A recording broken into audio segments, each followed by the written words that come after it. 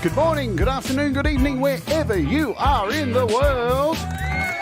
My name is Jade, and this is How to Happen iOS. And today, something a little bit different. It is the RANT 2003. In review with my good friend Peter Johns.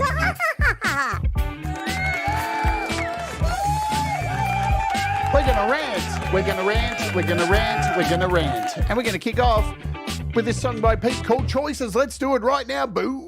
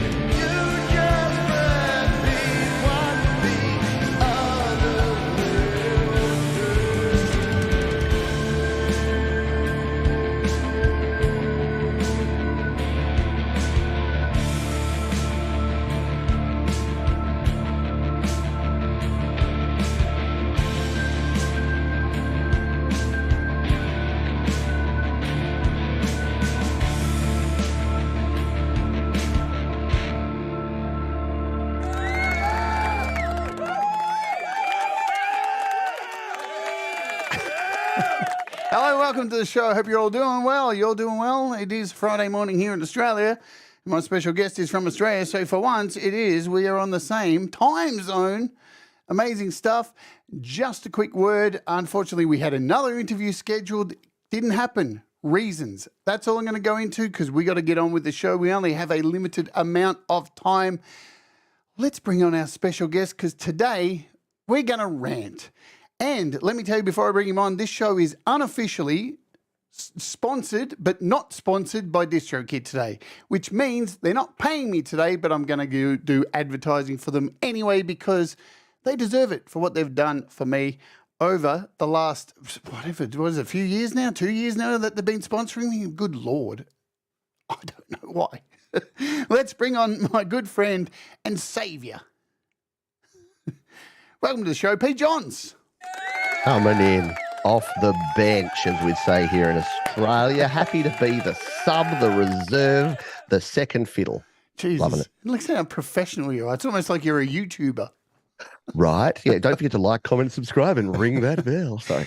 Do you know, Pete, I was doing my walk video yesterday, and of course you have to ask permission when you're on filming people's venues.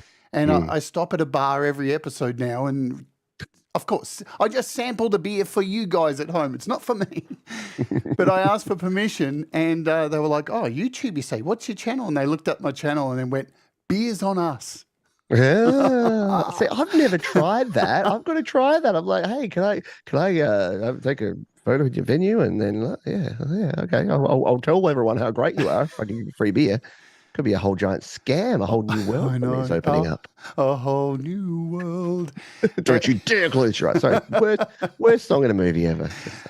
Hello to everybody here in the chat. I see Hello, everybody. I see Jenny. I see Alex. I see Tremor Bear. I see Clayton Von Kluge. I see Joe Glenn and Barry Glenn. They're both back from their Christmas break. I see also Kim and Thomas Christ, of course. I see Thomas Christ, Gregory O'Sullivan, Alex Backers. What's going on?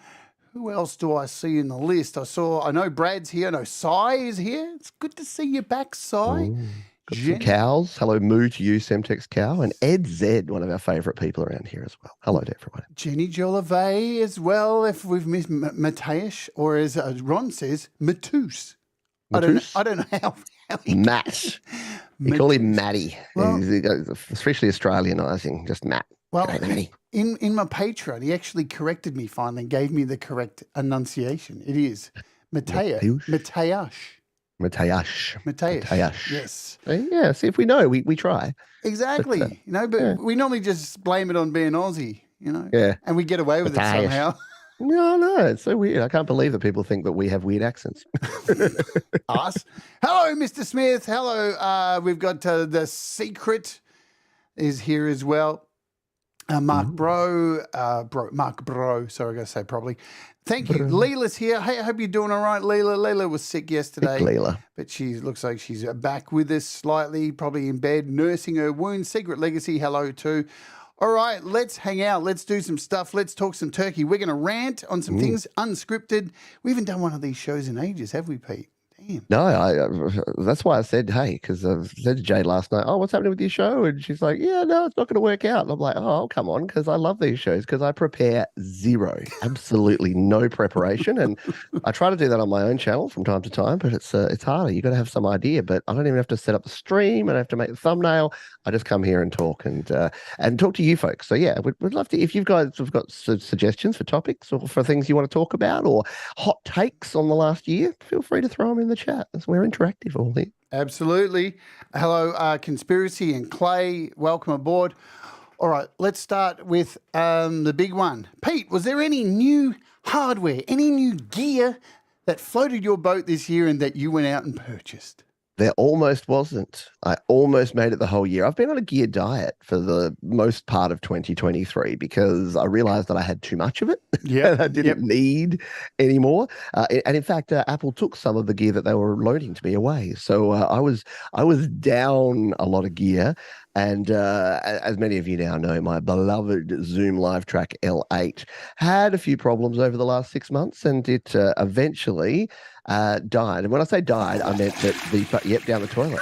Because the fader, I don't know if you know about mixers, but it's pretty important that when you set the fader to a level, it stays there and it doesn't slowly fall down the mixer with gravity. So, I could have tried to fix it. I could have tried to do other things, but I decided to go out and some YouTuber, some untrustworthy YouTuber said, why don't you take a look at the Rodecaster Pro 2? And I'm like, that is $900 and it's nearly Christmas and I can't afford it and blah.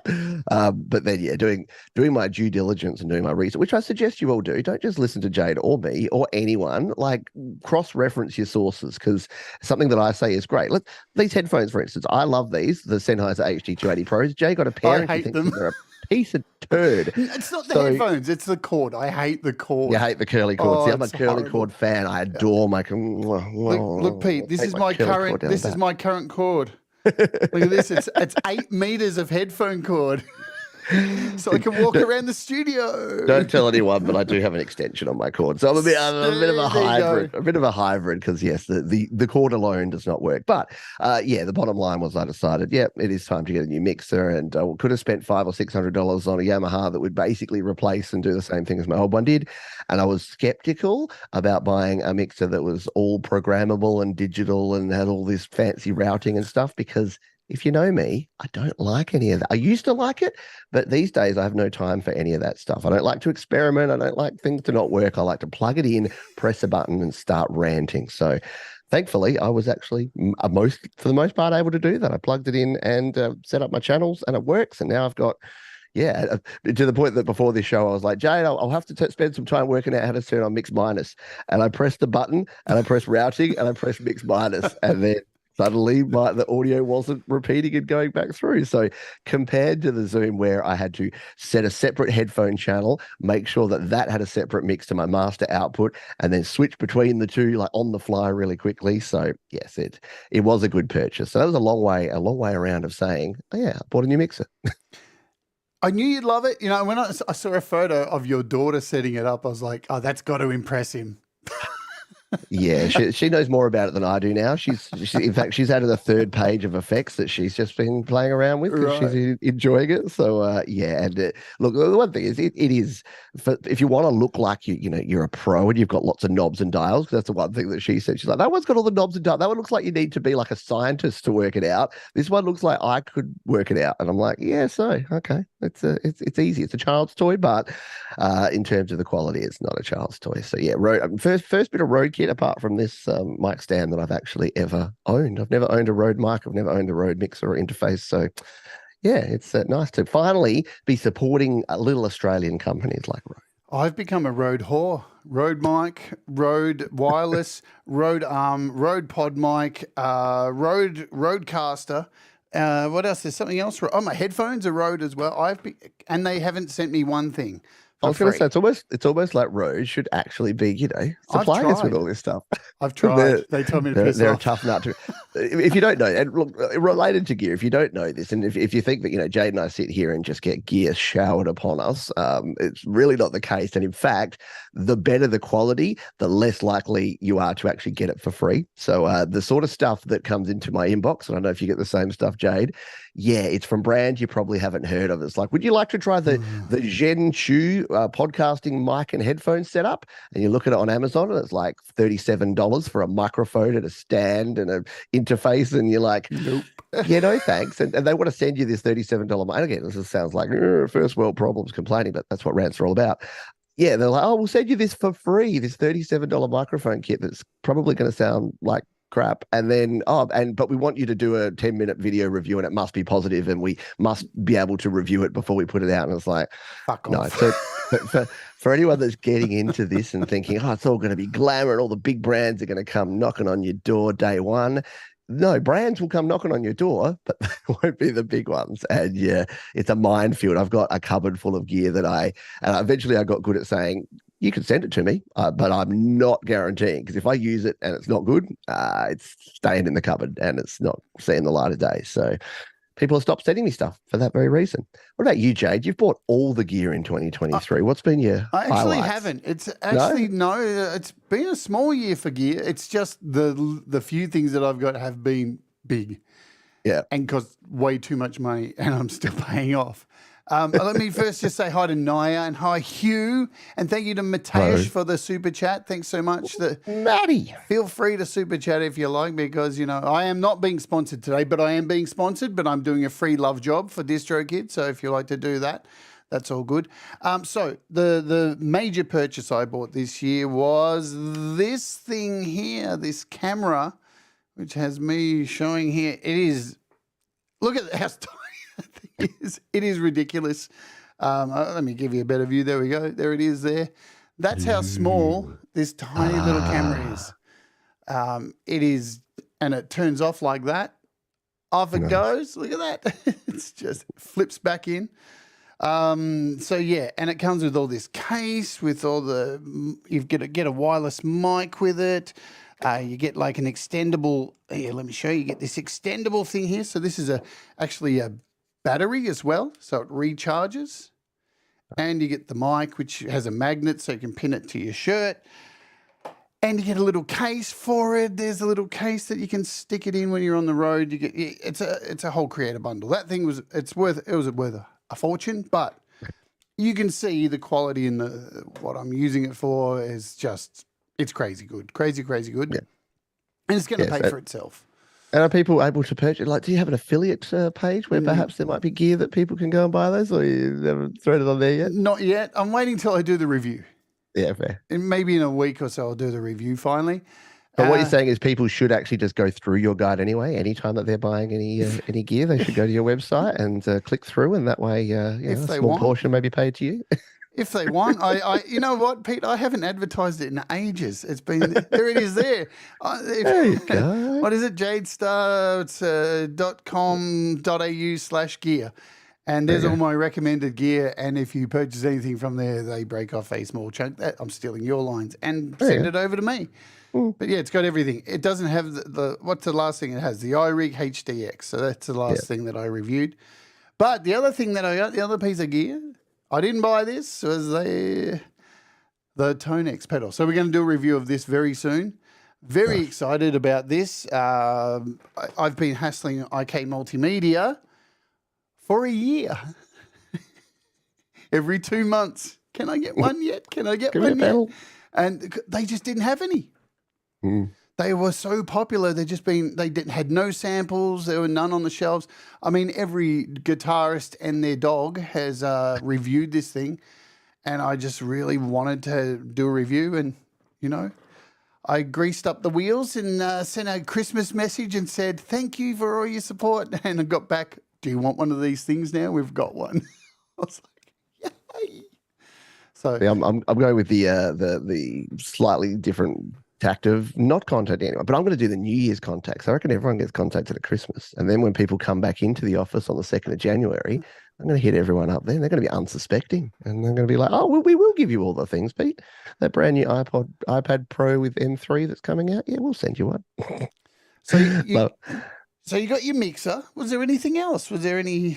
Well, no. And the main reason is, to be very honest, there was no new iPad released, so I didn't need to upgrade that. I'm still got the loaner of the M2 iPad from Apple again. Thank you, Apple. And I didn't have to buy a new phone. I was in the market for a new phone. I was going to get a new iPhone 15. And then again, I'm going to sound like giant wanker here, but super lucky that Apple said, "Would you like to sample one?" So it is 100% not mine, but it means that I get to try it out. And and again, it's why I won't buy a new camera at the moment, because I've got a digital SLR in the cupboard just gathering dust, because the iPhone camera, in my opinion, for the sort of stuff I do, is so much better, easier, manageable file transfers, iCloud transfers to your Mac, like ability to link straight into your iPad. Like I know, yes, I have swallowed the Apple pill. Well, what color would it be? Apple's like white. No, 6 colors. I swallowed the 6 colors of pills.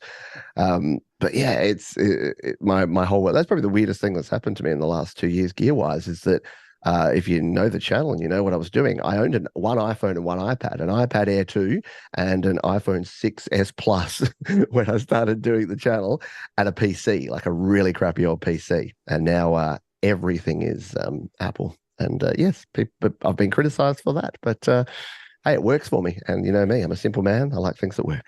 Man, people, I still don't get this world we live in where you post something and say, "I just got this thing," and then somebody sees it and goes, "You know what? I'm going to go and say how much I hate that thing." And you just go, "Fucking get a life, bro." I don't get it. Honestly, I've never understood it. Yeah, it's so weird. Like I don't know. I don't leave the house every day and go to like Woolworths to do my grocery shopping, and then go to that gravy aisle of that particular gravy I hate and just stand there going, "Everybody, I hate this gravy, and anybody who buys it's an idiot." It is weird, and I think it's there's a couple of things I'm not going to get all deep and meaningful here, but a lot of it is attention, and I think some people just have never quite outgrown that childish behavior of, hey, any attention is good attention, and even if I'm a rat bag and people pay me attention to me, then that's a good thing.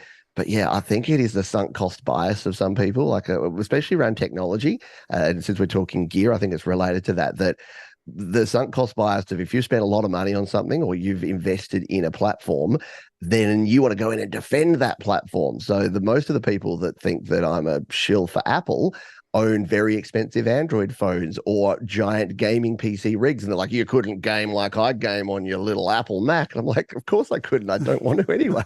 But that's their logic, is that, hey, I've put all this money and all this time and all this effort into this thing, therefore I need to convince other people that my thing is better than their thing. And the bottom line, at the end of the day, especially when it comes to professional stuff, I've said this a bunch of times, like I love those masterclass. I'm a masterclass subscriber, even though it's very expensive and I potentially won't renew it this year. But Hans Zimmer basically said it well when he's like, if people are criticizing you, it means that they're not a professional, because if you're a professional and you're doing things, you don't have time to spend time bringing other people down because you're busy creating your own stuff. So anyone that's in those forums that will remain nameless, and you all know the ones that are in there 24/7, just bringing other people down, telling them their apps are shit, their gear is shit, their music's shit. Yeah, maybe take a look in the mirror one day, because I think they're going to find that they're only doing that because they don't have a whole lot going on. Go make some fucking music. Right. I want to thank Mr. Smith for the kind super chat and give him some tongue, because we always give Mr. Smith some tongue. Nice. It is what it is. I don't watch you enough, Jade. I miss so many memes and so many inside jokes and so many things. Like watching your show is just like I was going to say disaster. It's not a disaster, but yeah, nightmare. It's like so many things are going in so many directions that I don't understand. But hey, it is what it is. It's good because you get to for those that are part of it, you get to feel part of it. And if you're not, you have that FOMO. And now I'm like, I want to know why you say Oj all the time. I've got no fucking clue, but I want to know why you're always saying Oj. It's let's go backwards. Yeah, I know, but I don't know why. I don't know the origin story of it. I don't know what happened. Well, I stole it. There's another content creator called Spanion. You probably know who he is. Oh, yeah. Right? Yeah. He's that jailbird convict who's spending all his life in jail. And now he's a YouTuber and he travels around the world doing travel blogs. And I just love that saying, you know. So I did steal it. That's why I don't have my own merch for it. I can't like merch it, you know, because it's his. But I love saying it. It just is. It's my homage to him because he has inspired me to do these walking things as well as you. I just want to cover before we move on from gear and Blue Unicorn. Hello to you, and Ed B Metal. What's going on? And Hugh. I think I'm trying to get everybody and make sure I say hello to Falcon Blues. What's going on? About gear. I just want to reiterate, like I review stuff here on the channel, and yeah, I do get most of it sent out, but probably half gets sent out, and the rest I buy myself, and then I'm in debt forever. But don't do it. all the gear that gets sent to me, I can tell you 100%, there is never any obligation. Same with apps. No developer, no company ever tells me you have to do this kind of review. Everything is off my own bat. And the way I get gear to review is I do my research and I am into something that I want to review, and then I reach out to the company. Like you said before with companies sending you emails, I never accept that shit because most of the time it's not what I want, but I will research the absolute living hell. I can't tell you how many videos I watched on this DJI Pocket camera. They're still popping up in my feed, and it's... Yeah. Isn't that the worst with gear? When you research something, you finally buy it, but the algorithm's still not quite smart enough to know that you've bought it, so it just keeps feeding you. And but the problem is I still watch them because I still want to learn more. Well, yes, and you want to reconfirm your sunk cost bias. Exactly. You want other people to say good things about it, so you can pat yourself on the back and say, "What a great decision I made." You know which ones I watch more though? The ones that say 10 Don't bad things about it, and I watch it just going, oh yeah, that's not that bad. Like, all of this stuff is petty. I swear it's all petty shit, so whatever. I freaking hate that. Whenever I see, watch this before you buy, or don't buy until you watch this, and I'm like, I mean, look, I get it. YouTube, we have to be a little clickbaity from time to time. People aren't going to watch a completely informed review of the DJI Pocket Cam, but if they go, don't buy the Pocket Cam, whatever you do until you watch these 3 crucial things, and you're like, oh shit, I better watch that. It'll ruin your life. Let's talk Apple, because Apple released this thing this year. Pete, do you want to tell us about this thing? Well, I'll use this to plug the podcast that I'm doing today, which is my 10 hot take predictions for 2024, and let's just say that this features prominently in one of those takes.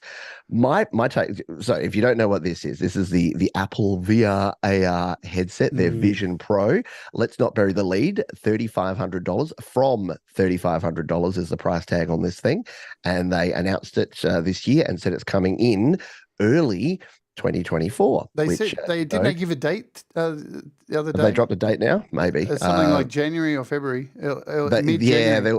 I wasn't sure if it was an actual, because so many rumors come out. The what's that guy? The Mark guy from the Mark Gurman. Yeah. Mark Gurman is always dropping rumors, so I'm not sure. But yeah, that there was the latest rumor based on the production cycle was Minchi Kuo, who apparently the production leaking guru, that it would be earlier rather than later. But this thing is like, think the Oculus Quest or the Oculus VR goggles that many of you may be aware of. This is like that, but on absolute steroids with like 15 cameras and 20 microphones, and it's not quite that. But yeah, it is a virtual workspace, and they've really sort of pushed that it's not just a gaming thing. Like, a lot of VR headsets have come out and have been very focused on gaming and entertainment.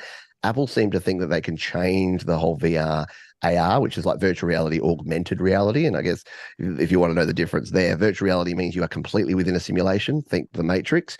Augmented reality is you're still in the real world. So that's kind of what they're pushing with this. You can be in your space interacting with family and friends, but you've got like big screens in front of you and heads-up displays and things going on. So look, what my prediction, I'll leak my prediction that I'm going to talk about in the podcast, but is that it's going to be more successful than people think. A bit like the iPad, it's going to be more successful than people think, but it's a Gen 1 product. So it's going to be for the absolute bleeding edge geeks and developers, and people are going to get it, and they're going to make it do things that they're going to think are wow, and the general public are going to think, why would I strap $3,500 worth of plastic to my face to do that?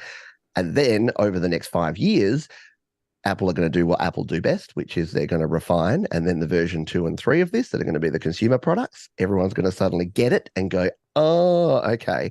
And then it's going to become the most popular VR AR headset on the market. That's my hot take on it. What say you, Jade? I agree 100%. I mean, it's going to work to some degree. Like, it's not going to, so my Pro, right, it's going to bomb. I don't think it's going to bomb. I think it's not going to move like some pundits think. Like, you know, this isn't an iPhone. Remember, the iPad struggled when it came out too. People were like, but what is this for? Why would I use this instead of a phone or a computer? It's just a big iPhone. And now the iPad is huge. I don't think it's ever going to reach that kind of status, but it's Apple, and consumers will consume. You know, that's the world we live in. So people are going to buy it. People have got more money than sense. And, you know, but I do agree, like the watch was the same thing. When the watch came out, exactly. I bought the first edition of the watch, but I went into it with clear definition of why I'm buying it. I was working as a dominatrix at the time, and I used to go to work each day with a wheelie bag behind me full of all my gear that I would torture people with, and I would grab a coffee every day, and I would always have my iPhone in my hand.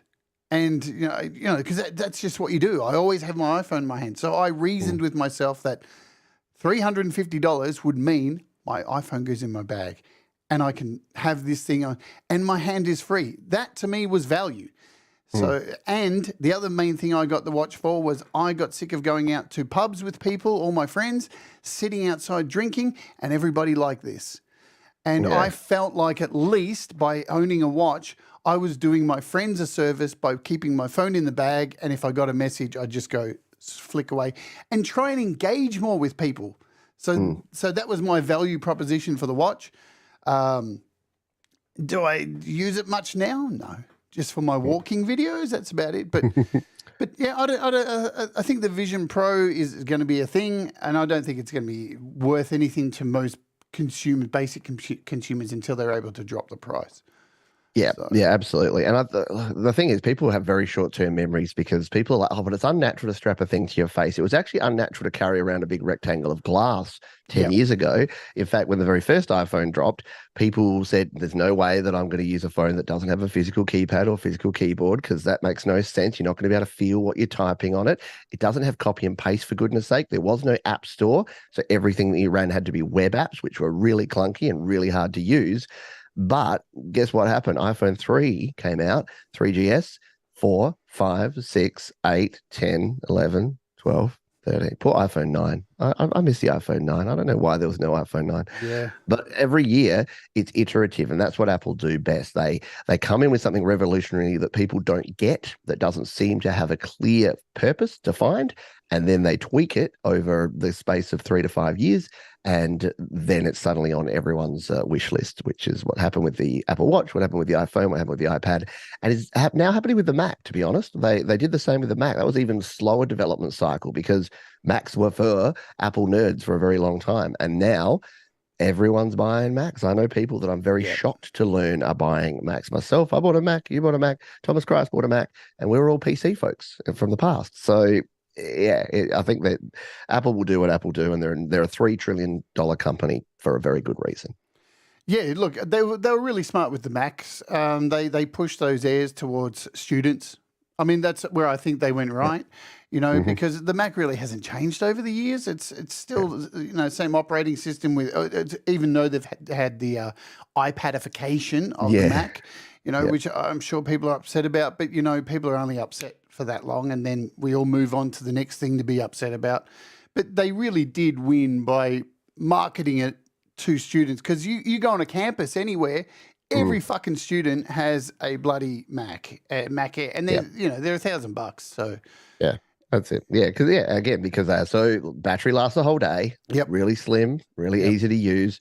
iCloud backups, there's so many reasons to do it, and just having that consistency. I think, interestingly, in education here in Australia, at least in sort of high school education, Google and Chromebooks are pretty big, and Windows is still pretty big with the whole Office 365 thing. And I know in corporate environments it's still pretty big. So I guess that's one area that Apple don't fully own. I think you're right. They own the tertiary education market and sector pretty heavily, and definitely the design and the startup and the funky kind of workplaces. But yeah, you walk into a Fortune 500 company and they're usually running a Microsoft 365 shop. But I don't think Apple care that much, to be honest. I don't know that they are chasing that particular sector, but Well, they still are a boutique computer. At the end of the That's day, the thing. it's never going to change, I don't think.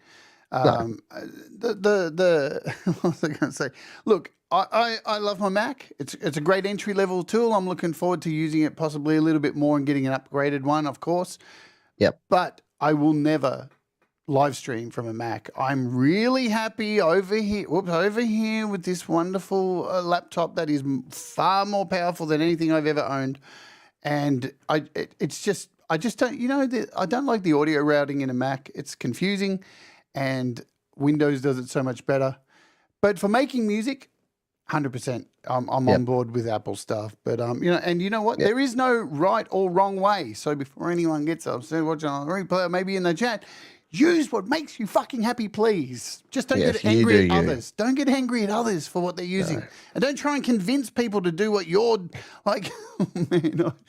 Man, I don't do this show to tell you, but you should be using this. No. This is what I use. And if you happen to use it too, like an iPad, well, Great.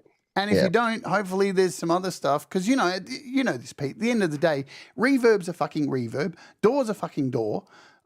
They're all the same on everything's become so like centric across every device now.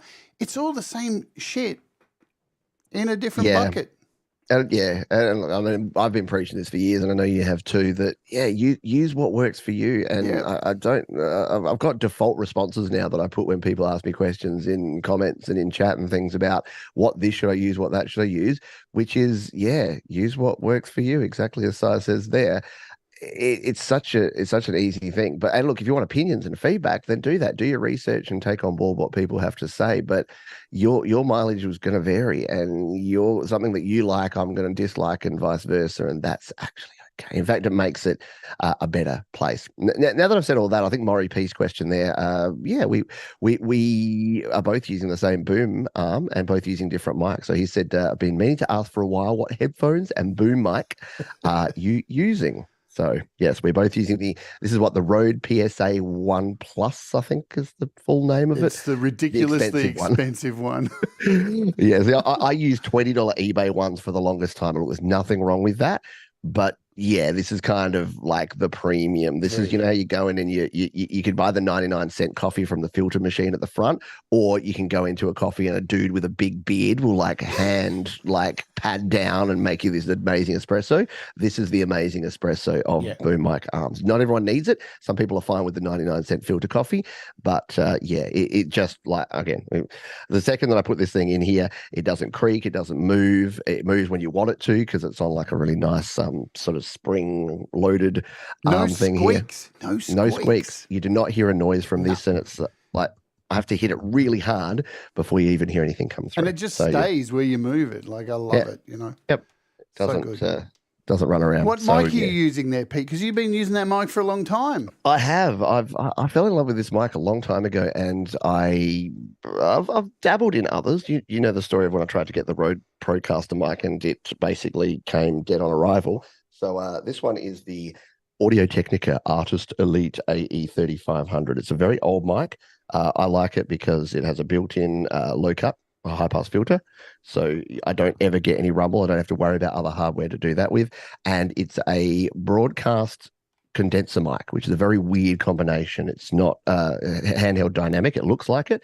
It's actually a condenser mic. So it picks up plenty of audio, but it's got the benefit of having directional and audio rejection so that I'm not getting the bounce backs and the early reflections. Because as Jade knows, she's been in this room, not exactly the most sound efficient room. I don't have the bass traps and the walls mounted.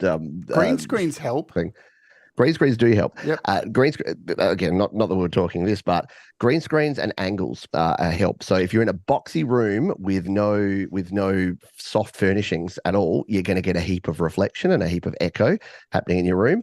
The more stuff you can put in there that's going to bounce it in different directions, and the more soft stuff, so cloth like green screens, curtains that I've got here, couches, beds, whatever you got, that's going to dampen and soften, plus your microphone choice, which is the why I chose this one. But you are using the a dynamic mic, the pod mic there, right? Well, not now. No, you're using that for your microphone. I swap between two. So I just want to quickly thank Pookie, who gave 10 gifted memberships before. Thank you, Pookie's Pookie. Always doing that. Pookie's so kind. See, Pete, we'll talk about this soon about memberships. But no, I've been using this wireless headset for over a year now. So this is a Rode lavalier with the Rode headset that clips around the back of my head. It's got this little thing at the back here, that I clip on. Nice. And the Rodecaster now, because when I first got the Rodecaster, it didn't work like this. You had to get like this adapter and then you had to pair it to the transmitter and then plug the transmitter into the Rodecaster. But with a Rodecaster update, they added built-in mic support. So now it just connects straight to the Rodecaster and bypasses the transmitter, which is sick. So I use this, and it's a great mic. It's really good. And yeah, for all the other stuff, I just use the Rode Pod mic with a pop filter. Look, I would love to own an SM7B, but I can't justify 800 Australian dollars for it. That's a lot of money. No. But you know what? Here's the deal with microphones. You can make any fucking microphone sound like an SM7B. Just understand EQ, yeah, and how to make a dark sound, and you know that's just it. That's right. Just pump the bass and roll off the top end, and you've got yourself a SM7B sound. But yeah, look, and I love being contrarian just for the sake of it. For as much as I say that you shouldn't care about what people think, but I just think I don't know. I'm such a basic B. I know I don't like using the word bitch for some reason, but I'm so basic that I if I had an SM7B, people would just be like, oh, you know, another person that thinks he's professional and using an SM7B. So I don't know. They're great mics. There you go. Yeah. I don't know. Sometimes I just choose to steer. Like I had blonde tips in the 2000s when it wasn't cool anymore because I like to just be a little bit behind the rest of the world. So. I'd love one. Hey, are you listening out there, my friends? Send me an SM7B. I'll review it. I promise I will. No. Yeah. No, you're a road shop now anyway. You need to be getting the road do have an equivalent, don't well, they? I have one of these as well too. So I've got a NT1. So that sits there ready to just add to my boom arm. So I've got too many mics. They're all put away. That's the thing. But again, I'll wait for this to die. But it hasn't. It's been I've had it for about 7 years, and it doesn't ever look like dying. So in fact, I thought it died, and then I realized it was the XLR cable that died, and then I was very happy. Good XLR cables are very important, in my opinion. Yeah, good cables. I think Brad bought a couple of cables recently, and they cost him $150 for 2 cables. Jeez. Yeah, they better fucking last. And look, I think it's a bit like. I don't buy the most expensive of things, but basically don't buy the cheapest. Yeah. So that's kind of my rule of thumb. Go middle of the road. Like, if you go to Amazon and the Amazon Basics is $5 and you can get an MXL or something for 10 or 15, go the brand name. Like, just go a little bit higher than the bottom end. And a really good point there from Mr. Smith. The amount of gain you get through, you need something that can really push the gain. Apparently, the Rodecaster says that it can add enough gain. It's got its own SM7B setting. You don't need a cloud lift with the Rodecaster. It's another reason I got it, in case one day I have the money to buy an SM7B. Yeah. Yeah, but I think the problem is that a lot of people get an SM7B and then try and plug it into a consumer-grade audio interface that just does not have the gain for it. And then they get the cloud lifter and then they're disappointed because it's adding extra noise, but the noise is actually coming from the fact that they've got a noisy environment. And you can get yourself down the rabbit hole of like blaming the gear. But really, it's just about selecting the right gear for you and your environment. Remember, we're in imperfect environments here, so you won't be able to have the same setup as someone's using in a $100,000 studio because you probably don't have the audio and acoustic treatment that they have in a $100,000 studio, unless you do. In which case, if you do, I'm probably not talking to you because you probably know more than I do. Segue. Actually, it wasn't a segue, but let's talk about music creation. Fish has asked a question here.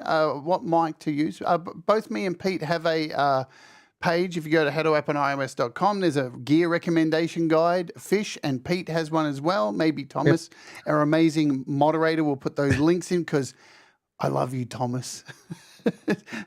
Mine's easy. StudioLiveToday.com/gear. Just if you want to find anything, StudioLiveToday.com/whatever you think I should have a page about, and I probably do. I think mine's How to App on iOS, or gear.howtoaponios.com. There you go.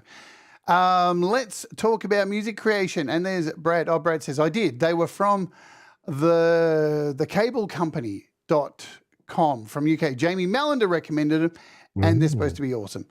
But let's talk about music creation, because this year, did you set that goal this year or last year at the start of the year? Was that last year? It was last year. I wanted to do a song a month. This year I was realistic and went, I'll do what I can. Am I right? You got 4 out this year? Yeah, I did 4 well done. songs. Yeah, like I'm comfortable with the fact that I got 4 songs out there. So yeah, you can see them there. That we started with Sink or Swim, One Moment with my first Logic Pro iPad song to sort of test the thing out there. Choices was the song Timber Tune and 1%, which has not been released yet on the old DistroKid, but is on the Music for Life charity album, which everyone should purchase if you haven't already. I know many of you already have. Absolutely. I purchased mine. I know already this album has brought in over £1,000. So I think Russ is going to make an official statement very, very soon on how much. So that's £1,000. That's about 42,000 Australian. That's pretty good. That's retirement in Australia.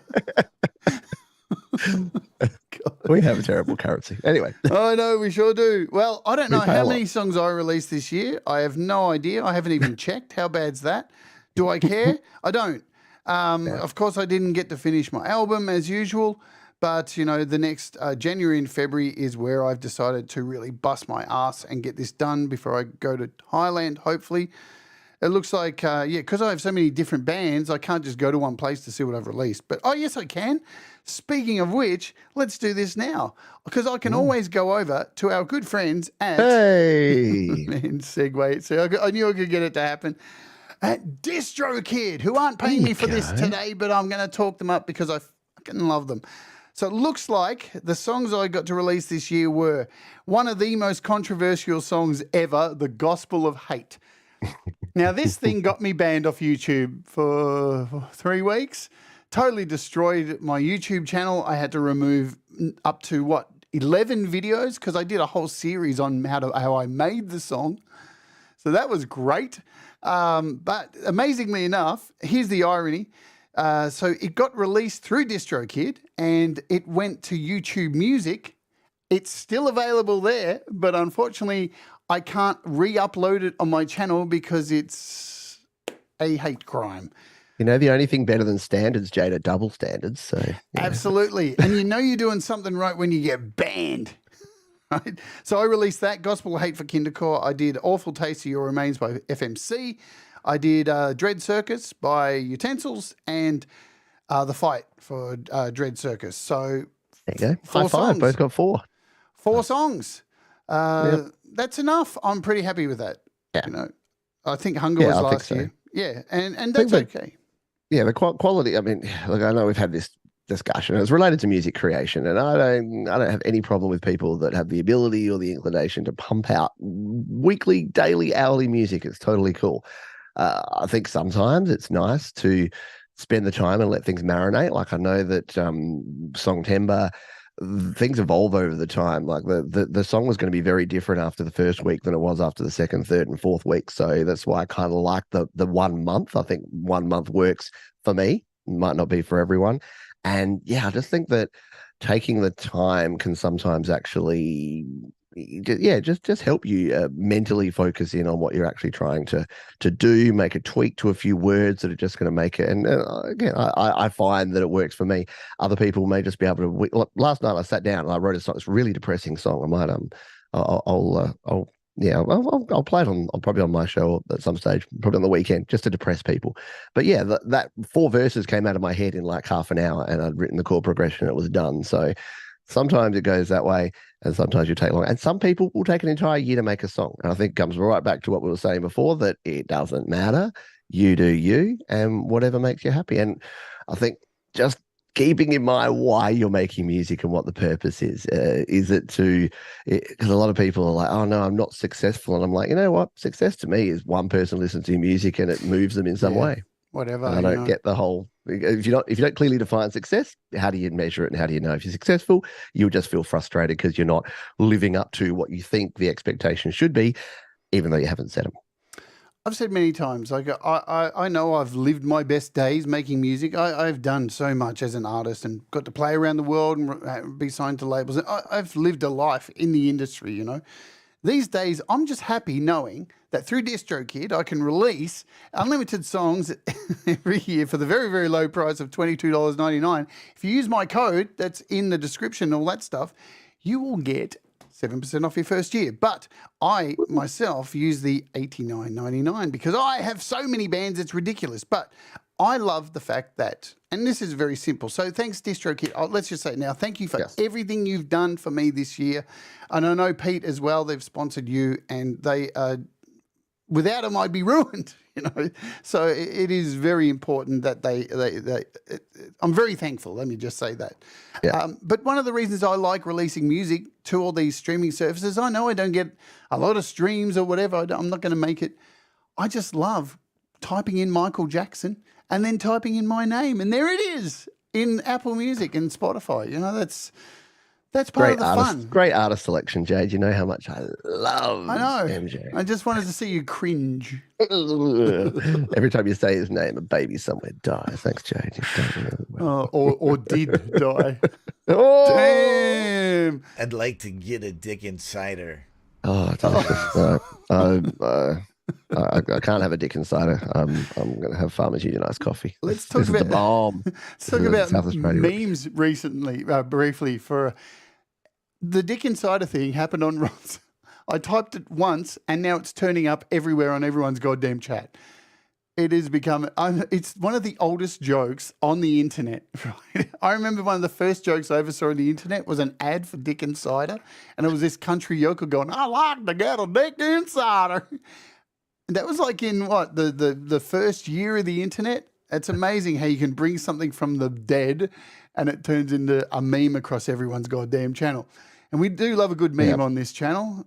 Sometimes You need a guide. You need a what's it? The Urban Dictionary of Jade Starr, just so that folks that are coming in, they can just have a little accompanying, a little companion guide. So they're just like, oh, Oj from another YouTuber guy who's okay, cool.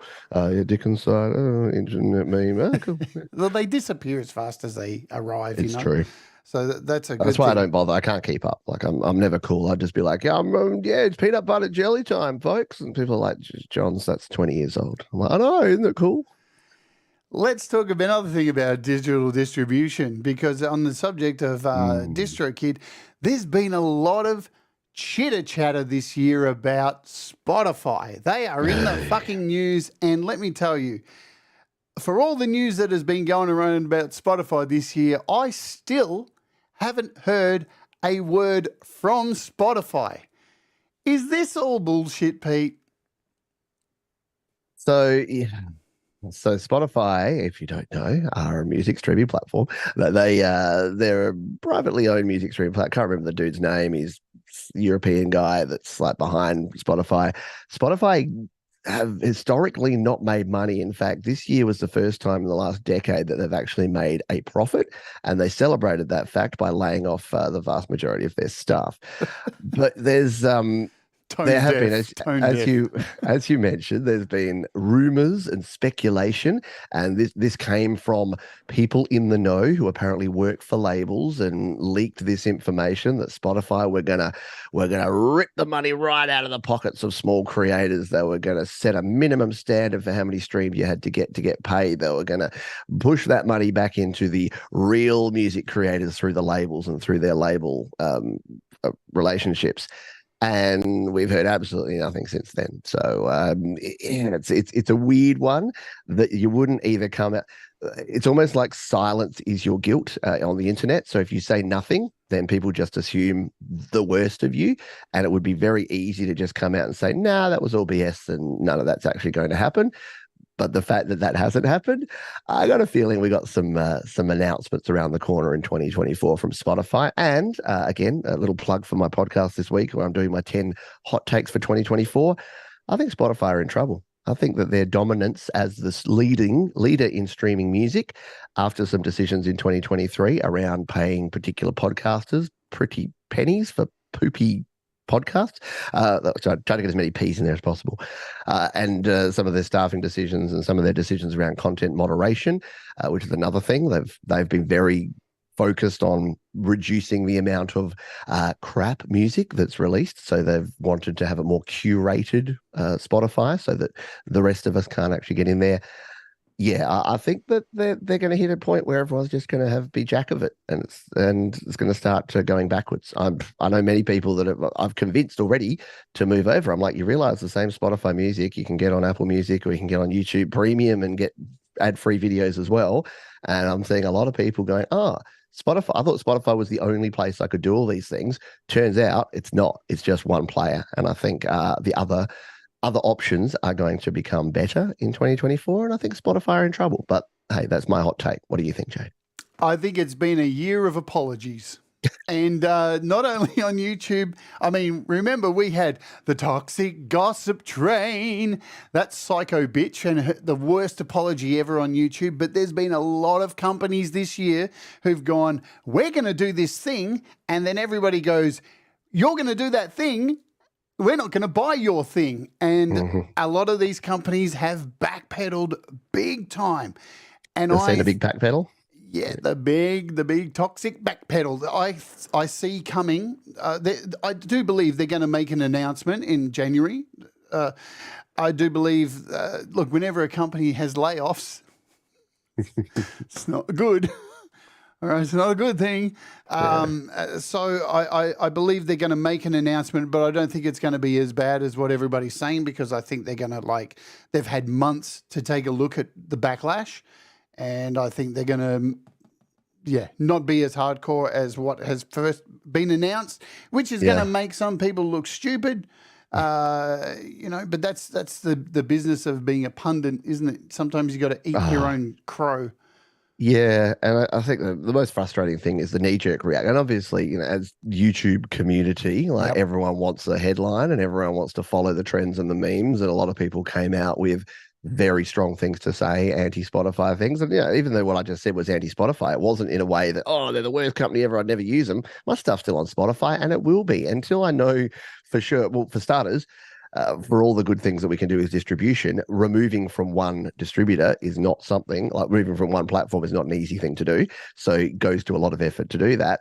But making knee jerk reactions and jumping at shadows before you have all the facts is actually the worst possible thing you can do when it comes to these things. Because, like you say, 9 times out of 10, they flip flop and reverse the decision anyway. And then you look like a moron that you've just spent, 3 days of your life removing all your music from all the platforms to re-upload it to everywhere but Spotify.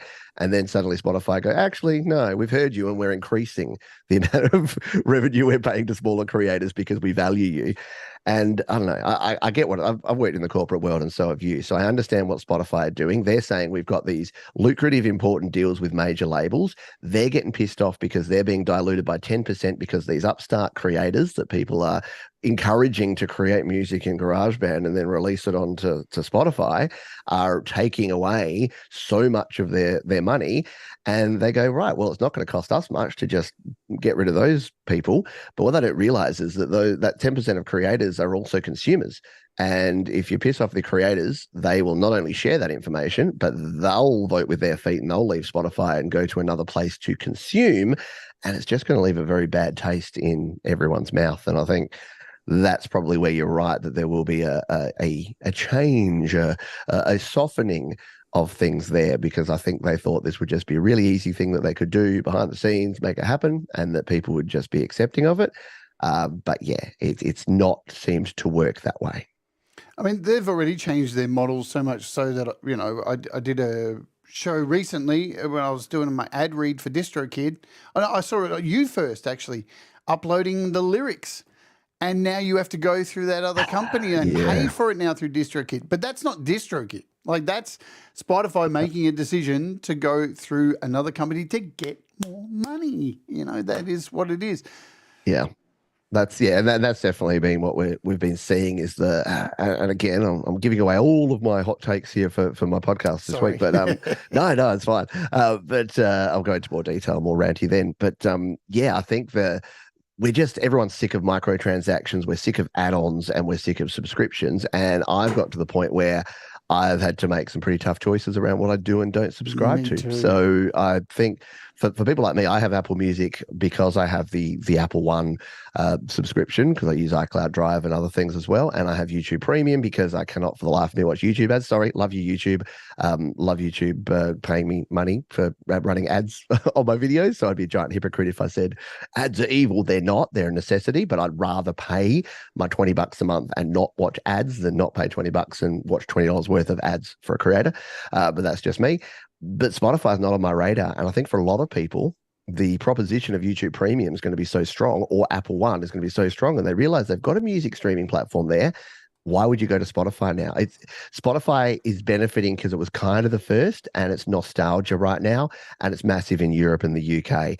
I think in a lot of other places, we're starting to realize that, paying that extra $10 or $12 a month for Spotify is unnecessary. And you're potentially supporting someone that's not making the right decisions for people like you.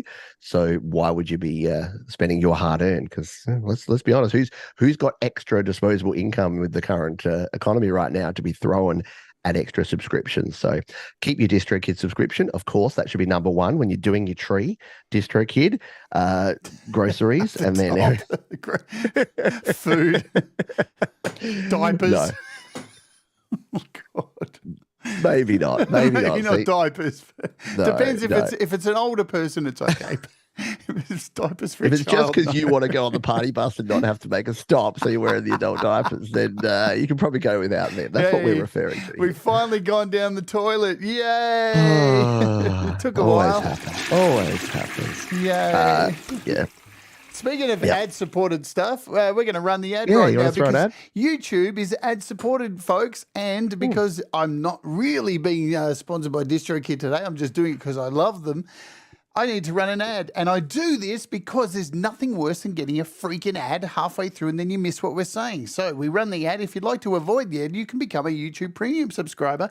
The ad has been run. You may or may not get an ad that is skippable. And they changed the rules again and now have made them non-skippable when they only changed them like a few weeks ago. Dude, it leads me to our next topic. We'll give everyone a breather for a second. I'll have a sip from my coffee because let's talk about our employer. Oh, get ready for if you've got the drinking game, the Pete and Jade drinking game card there. Pete's going to say you're building your house on borrowed land and you got to do what the landlord says. And yes, I do say that. And I don't know. I think in my old age, I'm somewhere in between because I understand it and I want to rage against the machine as much as everyone else does. And I want to stand up for stuff because I think if everyone just rolls over and lays down every time something's changed, like the Spotify stuff and like other things we've talked about, that doesn't end in a good outcome for everyone. But at the same time, there's commercial realities and you know why companies are doing what they're doing. The rise of shorts has obviously been a big thing with YouTube in the last 2 years. And if you didn't know, and you might know now or you're about to, the revenue from shorts for creators originally was virtually nothing. It then went to a pittance and now it's like a pittance and a half. So compared to a regular ad that you run on a regular video or live stream, shorts is about 10% of that in terms of the amount of ads that are served and therefore the amount of revenue that goes to a creator. So if you're seeing a creator that looks really successful because they're getting shorts with millions of views, they're probably doing about as well as me or Jade in terms of getting a few hundred views on a regular video. Maybe so that, yeah. Yeah, so keep all that in mind. The other thing around how advertisings work, so if you weren't aware of this, a lot of advertisers have pulled out because a lot of companies are struggling financially. They're laying off employees and they don't have the marketing and sales budgets that they did, say, in 2020, 2021, 2022, when everything was good, when money was cheap. We all know interest rates have increased, inflation has increased, the cost to actually acquire money or to borrow money has increased. So a lot of businesses don't have that expendable money to throw out there and just start promoting their own stuff.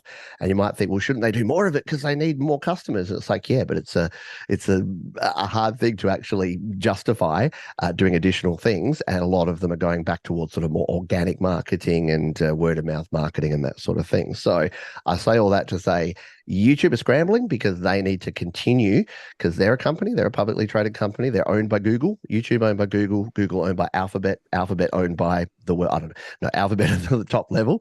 So you can buy shares in Alphabet. And if you're a shareholder in Alphabet, you want YouTube to continue to be successful. And to continue to be successful, they need to serve ads.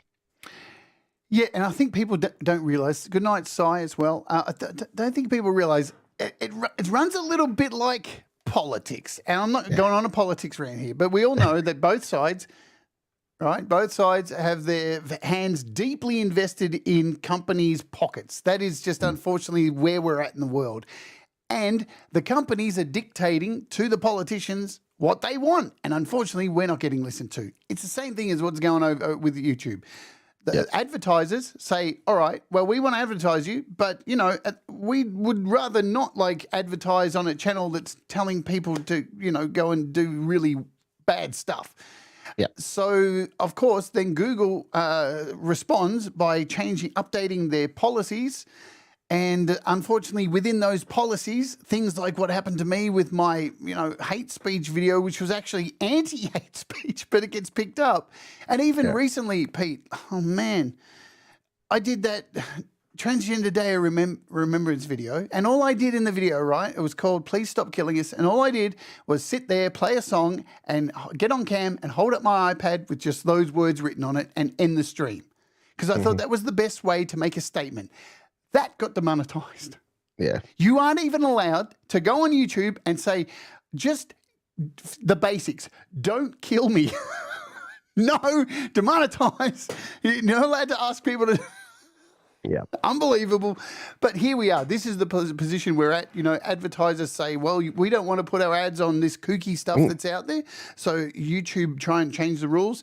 At the same time, they've tried to pull back on some of the crazy things they added, like with the swearing and stuff. This year they added some bonkers stuff. They have pulled back some of that. So they're constantly changing. The problem I'm having with YouTube is they're constantly changing things so much. It's so hard to keep up every day with what Yep. we can do.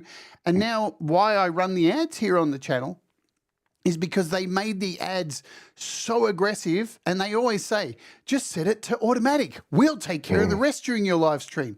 But it doesn't work like that because everybody gets served an ad at different points and you miss a whole bunch of stuff. And so I took it on myself to run a manual ad to let everybody know. And then for me at the same time, when I go back at the end of the show to place my ad in there, I know where it is that I can place that ad. So it makes sense. I hope other streamers start doing that as well too. I mean, I'm on premium. I haven't seen an ad for like 3 years. Yeah. I look at it like, you know, it's Netflix to me. It's all I watch all the time. I don't even have Netflix. I have YouTube, and everything else I pirate. But that's enough. Yeah, yeah. Look, and you can say, look, we're victims. YouTube are victims of their own success. They've done very well, and there's a lot of people I know. My children, for instance, don't watch broadcast TV. They rarely watch stream unless they're watching a movie on Disney or Netflix or something like that. They rarely watch that. They watch YouTube. That is their thing that they watch, and that's very common. And you know, a lot of other kids are watching TikTok as well. Like that's what they do. They'll sit there and instead of watching 30 minutes TV show like we might have done when you're sitting watching Happy Days because the Fonz, they're sitting down and watching 60 30-second clips, most of which, and I'm going to get on my old man soapbox ranty here yelling at clouds, my daughter will sit there and she'll watch, and the soundtrack is the same every time because I don't know if you know how the TikToks works, but there's a meme and everyone makes a video about the same thing. So if you're listening and you're not watching, all you're hearing is, and then my baby said boom, and then it's like flick, and then my baby said boom, flick, and then my baby said boom, and I'm like, oh my God, Sorry. how is this not the How most does that go irritating thing again? ever? And then my baby went boom. You try to get that for a sample. Hang on, get a nice clean one. Quiet. And then my baby went boom. There you go. You got nice. In the business, you got to get the nice clean start and open. So Jade I do. I need all the things, just like this one of Laurie that I have. I feel like it's New Year's Eve, and I'm like, I gotta get off.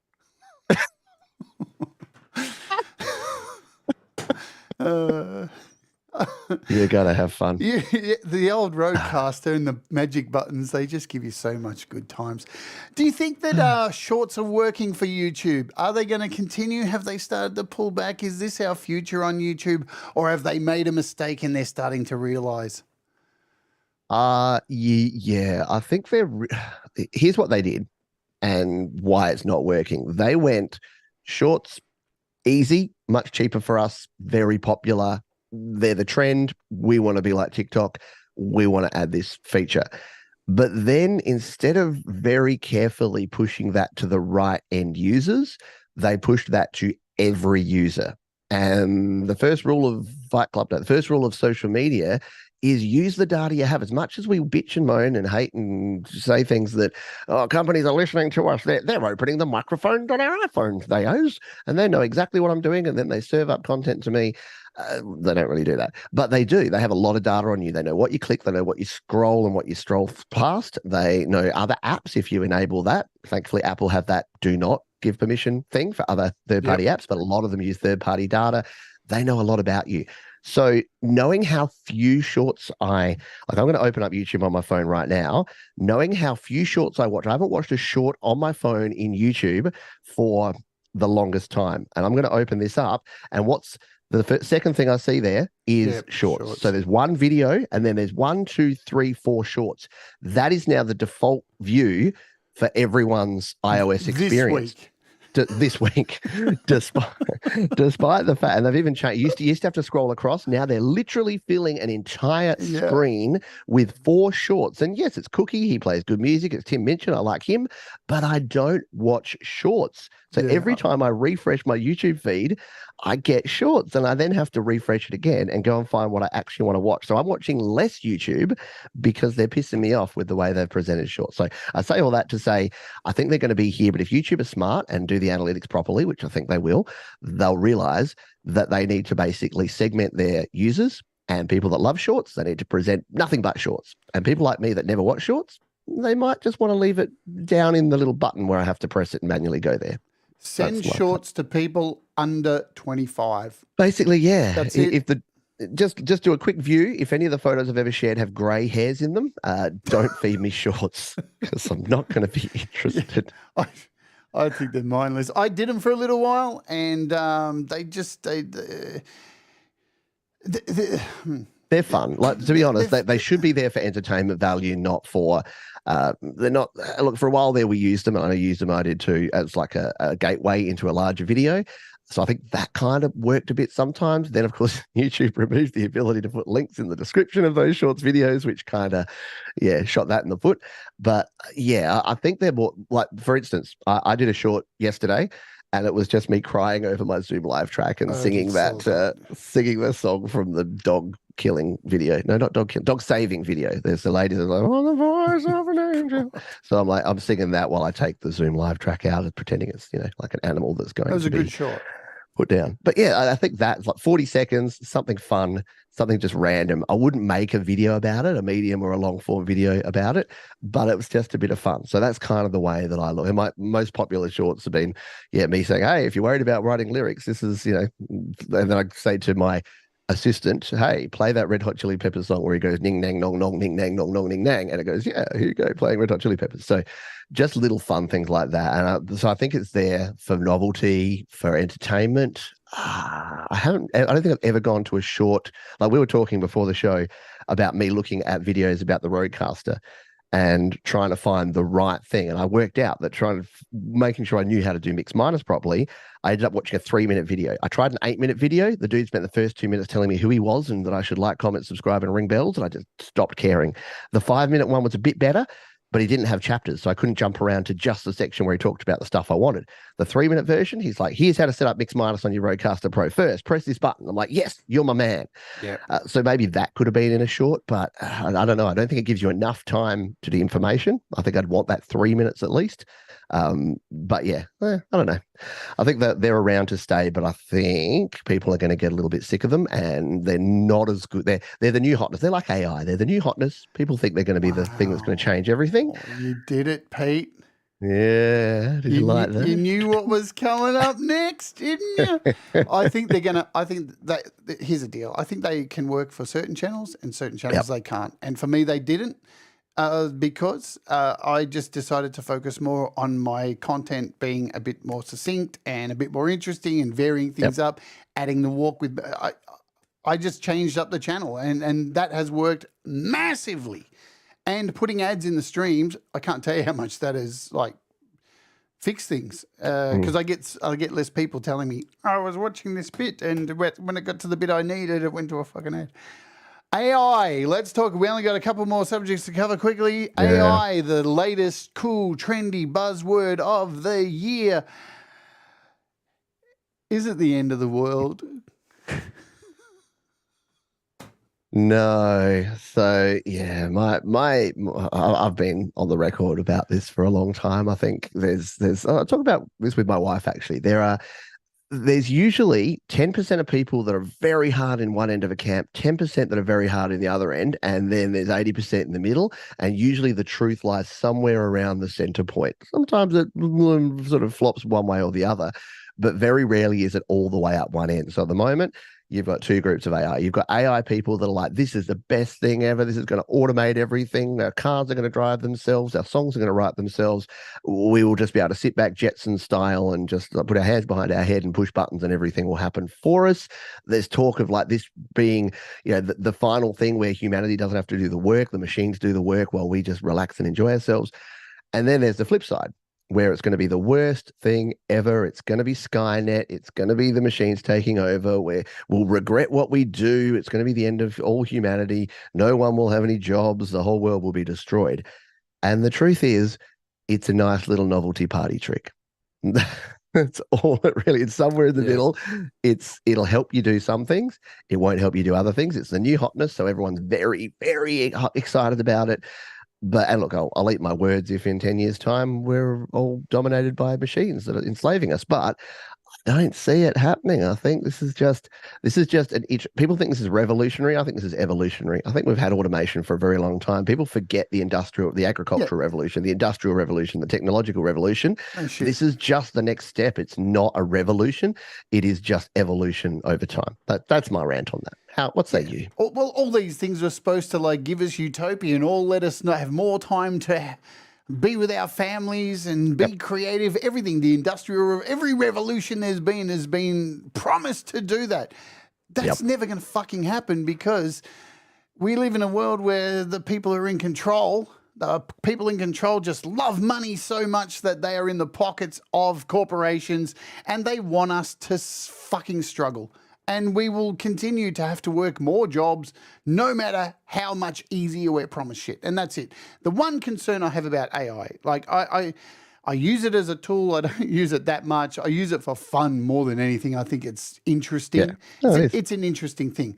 The one thing that concerns me about AI art, and we're already seeing it, is that if you do Google searches now, you are only finding AI art in the searches.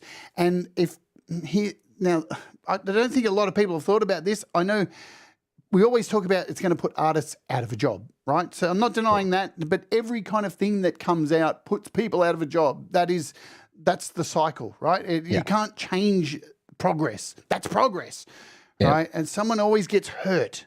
That is just the way it is. It's always funny until someone gets hurt, and then it's just hilarious. But quote by Faith No More. But the problem is with AI art is that as people are not putting their art on the internet, their actual art that they create, because art is a narrative, art is communication, art is not just a generative thing of like prompts. We run the risk of AI creating its own art and then taking from its own art to generate more art, and then it's going to get weird because it's not intelligent. And I'm so sick of hearing fucking the words artificial intelligence. It's not intelligent. It is prompts. It is based on prompts. It is, that's it. It is a template that is put in to react to prompts. And it's not smart. Machine learning is much better. I like how Apple used that. Yep. And that's it. And I think ultimately at the end of the day, I'm just going to say, if you like it, use it. If you don't use it. But again, it's like everything we've talked about today. There's no need getting upset about it, right? Yeah. Just keep creating art and keep doing better than AI, because you always will, no matter what. Yeah. You will always be better than AI. There is no way it can be better than you. It just is. Yeah, it's not. The thing with AI is you can do it. There's a difference between serendipity and a random number generator. So the human experience of just having a thought and just taking that and feeling a thing, like AI or machine learning is never going to do that. It's going to do exactly what it was programmed to do. And then even if you say, well, then machine learning means it learns to do things better over time. It's self-taught. Yeah, it's just going to improve the things that we've already told it to do. It's going to get better at doing the things that we told it to do. And occasionally you can press a button that might randomize it. But I think the fact, so last night I was sitting down, I was feeling tired and serendipitous, and I came out with these 4 lines of a song that just came out of nowhere. Now, is AI going to be sitting around feeling tired and just feeling a bit lonely and going, I'm just going to write a song about how I think too much, man? No, I'm not, because it doesn't think. And that's the thing. It really doesn't think. It is just a bunch of programming that's very smart. I like it. It looks smart. It sounds smart. It's great data processing. Yeah, it's amazing, and we should be utilizing this to do good things. I've gone on the record to say that the job that I used to do was 80% busy work. So knowledge workers, you're in trouble, because if your company realizes that the 80% busy work you were doing can be automated by machine learning, then you've only got 20% to do left, so they'll need 20% less people. Or if they're smart, they will make sure that you then have things that will actually help and benefit you and your customers and your business and the world. But like you said, the big problem we have is not artificial intelligence, not machine learning. It is the greedy. I'm going to get on my lefty hippie bandwagon here. Man, but the that's greedy the worst capitalists part. that's sitting on the top, who are just beholden only to the big investment firms and the capital firms and the shareholders. And it's not even the mum and dad investors. It's not Pete owning some shares in Apple going, geez, I'm really glad that my shares went up this month. It is these giant corporations that own like 80% of all the investments. They just need to keep delivering. And the reason, again, think about the fact that before the 80s, we didn't have layoffs unless a company was making a loss. The idea that a company can make a profit and then lay off a bunch of people because they want to make a bigger profit wasn't even in our vocabulary, because it didn't happen. It's only been the greed of the last 30 to 40 years that has changed that. And I say that as a capitalist because I'd be a hypocrite. But Independent you know, says, can Can they fix just fix autocorrect? No shit. Oh. Here's the thing. Here's why AI is going to bottom out soon too. Let me tell you, it's coming. Because all these asshole companies are out there who have just monetized the shit out of it. All these big companies have put unrealistic subscriptions on all these AI things. They're great tools. Kyber, all these things, I've done many shows on them. They're great, but they are way too expensive. And they're just, you can tell they're trying to make bank really quick. They're trying to get as much as they can before it bottoms out. And there's going to be more companies that come into existence going, we're free. We're free, because they'll be piggybacking off all the Chat GPT, all that stuff. And lastly, before we move on to our last topic, the reason AI is not intelligent is because also it can't think, it doesn't have emotions, plus it's being released out into the world with us. And the more of us that intermingle with it, the fucking stupider it's going to get. And stupid is not even a word. And I just proved my own point. Right? Doesn't it usually become anti-Semitic within like about a week? All these models that they try to make like self-sufficient, they're just like they scrape the internet, and just find the worst possible parts of it, and just become a horrible, bigoted racist. How good was?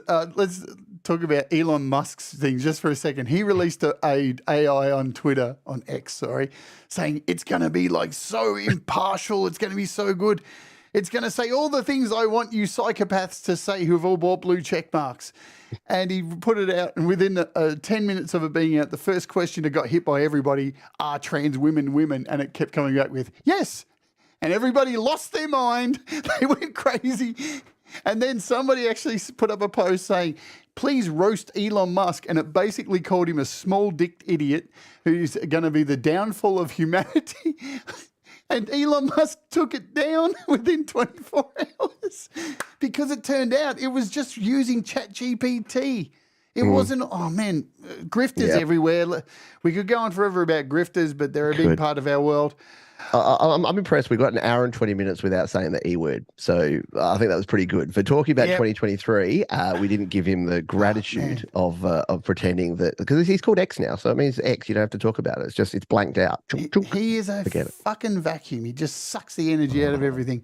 Let's talk about here we go. Our last topic here before we talk about what's coming up on our channels for 2024. My greatest excitement and the best thing that happened on iOS this year was also one of my biggest disappointments. Logic Pro for iPad. We all thought, Pete, we sat here for years going, Logic Pro this time, Logic Pro this time, Logic Pro this time. And then it came out and everybody jumped on it for about 3 weeks, and then it just went. Now I say that. And as a disappointment that everybody kind of was so hyped, they overhyped it to the point that when it came out, it's just a fucking door. But in saying that, I'm so happy I have it. I will not go back to anything else. I love it, love it, love it so much. Is there room for improvement? 100%. The subscription doesn't really invade my price for the year. $55 to use it. I'm more than happy. It's perfect for my use casage, so I'm happy. I hate subscriptions, but this does. Did you think the same as me? This is going to be the life injection for our channel that we're kind of maybe we've got like 2020 views again? And you know me on this stuff, Jade. I don't get too excited. I think the biggest challenge that a lot of folks have is that you get look, I know this is going to sound like, oh, Pete just wants to be in the middle all the time, but he's a fence sitter. But I think folks get too excited about exciting things and too worried about things that worry them. And the truth is, very rarely are things as good as you think they are or as bad as you think they are. Everything sits somewhere in between. And when Logic Pro came out, I thought this is a great step. Again, evolution over revolution. This is a step forward. And version 1.0 had all the problems because it was always going to. It was always going to be almost like a beta version because, yes, they did do beta testing, and yes, I was one of the people that got to use it pre-release, but Apple's update cycle is so slow, there was no way they were going to be able to patch or fix anything via version 1.0, that even the stuff that we'd already identified. So, yeah, I knew that it would be at least till version 1.1 before it would satisfy, and even then, it will only satisfy a proportion of people because we've talked about it before, but I think a lot of people misconstrued that this would be a replacement for Logic Pro on Mac. It is 100% not. It is an enhancement of GarageBand for iOS. And simple as that. It's GarageBand, but it has routing, it has sends and receives, it has master faders, it has mastering, it has a lot more effects, and it has a lot more flexibility. It has multiple time signatures and multiple key signatures, and all the stuff that everyone ever said they wanted GarageBand to add. So everyone that was complaining about all the things GarageBand didn't have were delivered something that does exactly what they wanted. But because it didn't do everything that GarageBand, that Logic Pro on Mac did, they were disappointed in that. So I don't know. I just think a lot of it comes down to expectation setting. And Apple have to own some of that as well, because they came out and said it's our professional door for iPad, and everyone's like, but it doesn't do proper time shifting. And it's like, oh, okay, well, it doesn't have flex time like the Mac does. I can't use my VSTs on it. And it's like, well, that was never really going to be a thing. So yeah, that's where I'd do. I think I'd give it a 7 out of 10 in terms of the overall thing. If you consider Logic Pro from version 1.0 and now version 1.1, and the only thing I'd say to Apple is I think, and I've actually suggested this to them, they were less than receptive, but I've suggested that they offer another free trial, because I think a lot of people that tried it when it first came out were disappointed. But if they tried version 1.1 or maybe version 1.2 in 2024, they might actually find it's a lot more usable. So that's my take on it. There's a good future for it, I do believe. Yeah. And they as long as they just don't release producer packs, then I'm happy. But ultimately, I've made music on this channel with many different DAWs. I've done a series on so many DAWs and released a song on Gadget and N-Track, and I try to use every single DAW I can. And the bottom line is, all of them have the same problem. They all have something to bitch about, and none of them are perfect. Why? Because just perfection is a pipe dream, and there's always going to be things that you want that you can't get. This show is like the breeding ground of that. I mean, apps are just, man, apps are, I mean, they're fantastic. We are so blessed to have so many developers who are all going broke, mind you. Let's cut to the truth here.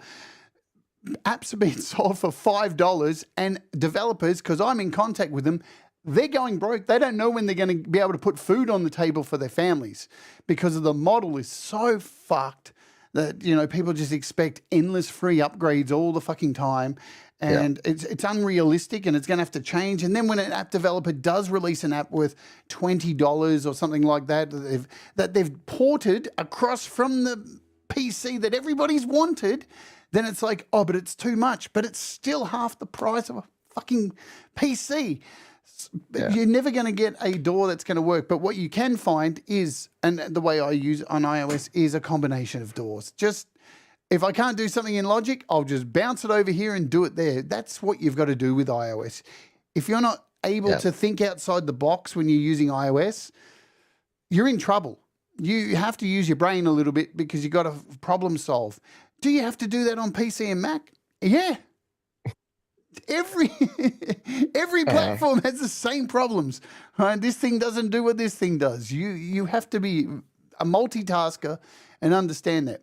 So I'm really happy that Logic is out. I open it all the time. I love opening my old GarageBand projects from 3 years ago now in Logic. I had no problem moving across. I was disappointed that the carry-on didn't happen, that I haven't seen people continue to be excited about like GarageBand. But then ultimately GarageBand's free. Yep. And capable. And I think that's the last thing I'll say on that, is that I so many people come to me with things like, I don't use GarageBand because it doesn't do side chaining. And then I have to have a very honest conversation with them and ask them, do you ever use side chaining? And they're like, no, but if I wanted to, I couldn't. But I wanted. It's like, well, there you go. So I think a lot of people are not only looking for faults, but also worrying about things that they're not even using for their music creation. And I argue to this very day that 90% of music creators out there can do 90% of what they want to do right now with GarageBand. They're just thinking that they need to be able to do other things that they probably don't. If you just sit down and make music, you're going to make good music, whatever you use. I agree, 100%. Let's end this, because I know you've got to go and get ready. I want to find out. It's been a crazy year. It always is a crazy year. I know things have been tough for many people. Things have been really good for many people. that's life, isn't it? Ups and downs, and we all handle things differently. We all get thrown curveballs, and if you've been thrown curveballs this year, I hope you come through it and, find some joy and don't worry because, the world is this. Yep. There's always something good around the corner. For those who've had an easy ride this year, watch out. You're probably going to trip over tomorrow. But, how has your year gone here on YouTube and as a creator for your channel, and what can we expect from you in 2024?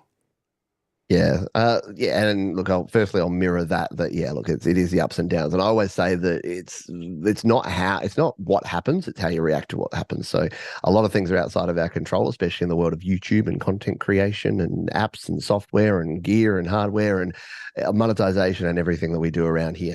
So yeah, look, it's an interesting time. It's not the heyday that 2020 and 2021 was, like as challenging as that was. But that's the thing, like the whole swings and roundabouts. You talk about that was very downtime for very many people in terms of their work, in terms of their life, in terms of everything. But it was very, very up for us because a lot of people were sitting at home in isolation and they needed a community, and they found communities through YouTube. So that was great. And yeah, now people can go outside, they can go on vacation, they can do all the things, and that's a good thing as well. But yeah, look, it's a tough time in terms of the economy around the world. It's a tough time in terms of the competitive nature of all the different platforms of TikTok and of YouTube and of all the things that are happening. That all being said, I've still been able to have a really successful year. I've worked out I did a 5th song. I did a righty dokey song called Boom Boom. So there you go, even more success. Well done. But yeah, I've still been able to create music. I've still been able to share a lot of things, and I've loved that the community has grown. I was chatting to someone via email the other day, and the thing that sort of warms the cockles the most is when someone reaches out to me and says, I wasn't creating music, I joined your community, everyone's been really receptive and lovely, and I listened to all your tips and all the information, and now I'm making music. And to me, if I get to the end of a year like I have with 2023, and I've helped at least one person, and in my case, definitely multiple people, create, record, and release their best music that they wouldn't have done if they hadn't watched my videos, then job done. So 2024 is going to be more of the same. I think we've got a very nice rotation of live shows on Studio Live today. So I love doing the happy hour, which is just let my hair down of what little hair I have, and just play some music.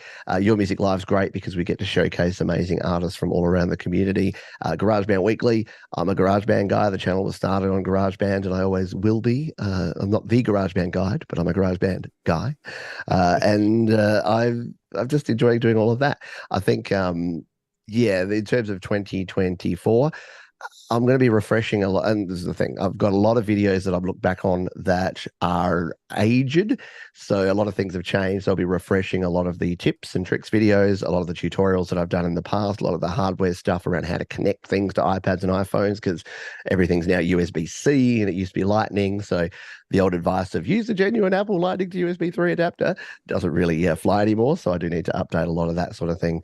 But yeah, more of the same, and more music creation. And two things that I'm planning to do at some stage in 2024 that should be fun. One is starting a YouTube community, the YouTube membership. So Jade has convinced me to do that. Finally. So that will be kicking off in the new year. So if you've always wanted to be a member, you can go ahead and do that shortly. I'm just setting up how that works.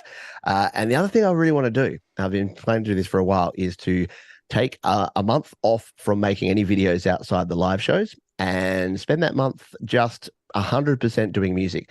So similar to Songtember, but without worrying about anything to do with algorithms or videos or anything like that. Just literally getting up in the morning and pretending I'm an artist and a songwriter and writing songs and recording and just creating music. And whether that ends up being a song, an EP, an album, haven't quite worked out the details yet. But I think the key to not burning out as a creator is variety. And I think the more variety you can inject into what you do whilst maintaining a certain level of consistency is important stuff. So that's me. That's Studio Live today for 2024. What about you, Jane? What's around the corner? You're going to all parts of the globe, are you? I got big plans. Yeah. Let me tell you, folks, if you've enjoyed my content here on the channel this year, it's going into overdrive next year. I've had to take a look at what I do here, and I work a lot. And Pete is a big influence on me. You've always been an influence on me. I don't really watch many YouTube channels to get advice because, you know, if you go and watch everyone else's YouTube channel on how to do YouTube, you're just them. So I've always tried to do it my way, and I think it's working. You know, people may think the subs are slow burn. 3,500 we hit this year. It's before I wanted that before the end of the year. It happened, so that's good. Walk with me. Let's reverse.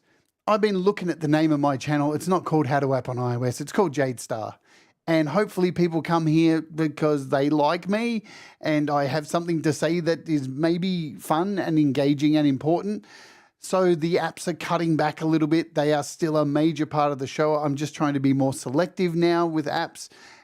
But I want to bring more personality stuff into it. The RANT got introduced this year. We've had, album launches here on this channel. I do live performances. We do the interviews, which I'm so thankful for having. And now Walk With Me has become a thing. And I am loving editing and this lifestyle stuff. I can report to you, I'm not going to say who yet. I have a new sponsor that will be happening in 2024. And Walk With Me will be traveling overseas next year. We'll be going to Thailand. We'll be going to the UK, and we'll be going to America. And hopefully I'll get to meet you. And all I really want to do is continue providing content and encouraging people and growing. It's about you. Like, sure, the channel's about me, but it's about you. And these Walk With Me things will have more integration with artists involved in the music. And I'll be hopefully getting artists to make music for specific Walk With Me's. I'll be doing Walk With Me's with artists and going on walks with them and doing walking interviews. I have a lot planned, a lot of stuff planned. And even at the end of the year, it'll start midway next year, I am going to become, you talked about really being a musician. I'm going to become a working musician again in 2024. And I'm started already writing a theatre production because I've already done 2 of them. And I'm going to have it ready to go on tour. In Adelaide, it's going to kick off, Pete. This is all, I'm working secretly to get this at the Feast Festival next year. And I'm going to take you all on the ride of being a working artist and performing live and taking a show on the road. So lots of big things. So hopefully you'll all come aboard and join me on this quest. Join us, won't you? Join us. Now, I know you need to get out of here because you have a show coming up. Yeah, I do. Alas, the working life never ends of a YouTuber. But it was good to fill the gap here this morning to make. Thank you. Help me because you've helped me set up my gear as well. So I appreciate that. And it's always good to have a chat and say to your community, don't forget to do all those YouTube things, do the like buttons and make sure you're subscribed and all that sort of gear because it really does help.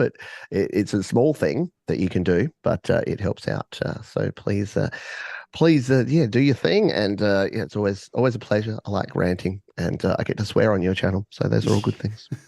I haven't even hit it once today, Pete. It's full of fucking swearing. There we go. But let me just remind you guys, tomorrow we're taking a look at the top 20 songs, my top 20 of your songs in no particular order.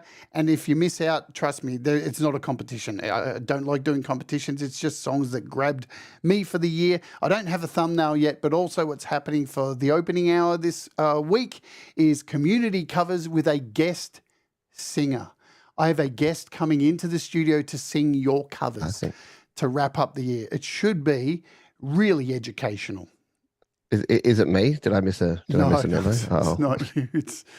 It was really hard to get this person. They cost a lot of money to get in, but you're going to love it, folks. It's going to be really a treasure. Anyway, you don't have to hang around at the end here. I'm going to go out and play one of your songs so you can leave that Zoom call. I have to jump off, but always a pleasure. Thank you, everyone, for always being amazing and awesome. And hope to catch you on my live podcast in about 20 minutes' time. I'll go set up now. Absolutely. I've set up a dump. So thank you all in the audience for all your support this year as well. I love you all so, so very much. Remember, do the things that make you happy. Mistakes make you better, and we'll all rise together. We're going to go out today with Pete's track, Sink or Swim, which I really love. So let's bang this one out. And we'll see you later. Boom. Bye. Shaka-laka-laka. Oh, yeah. Hang on. Thanks, Distro Kid, for everything you've done this year. We love you so very much. Thank you so, so much. Let's do it. Sink or Swim by Pete Johns. See ya later. Bye now.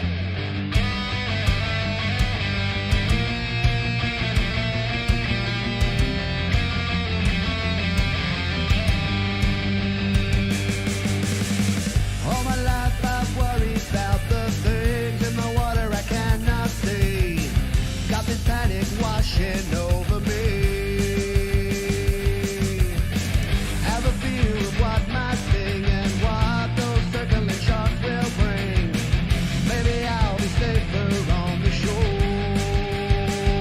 'Cause I don't know what's in the water. And I don't know if I'll sink or swim. Talking heads on the news today, telling me what to think and say. Some people won't come back from down below. On reflection, my memories are always making a fool of me. But I'm learning to ebb and flow with the tide. 'Cause I don't know what's in the water. And I don't know if I can win.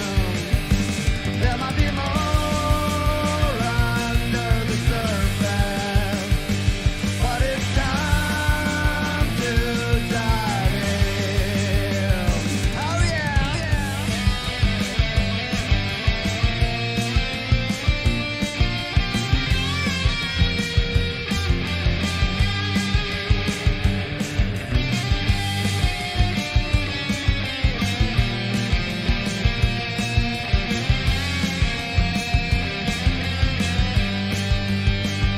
Cause I don't know what's in the water.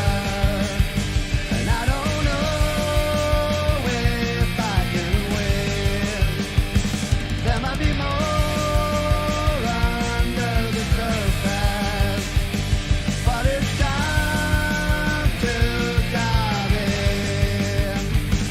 Nobody knows what's in the water. Nobody knows who's gonna win. So I'm gonna just keep on going, even though I might sink or swim. We'll all rise together. 'Cause you make me shine better.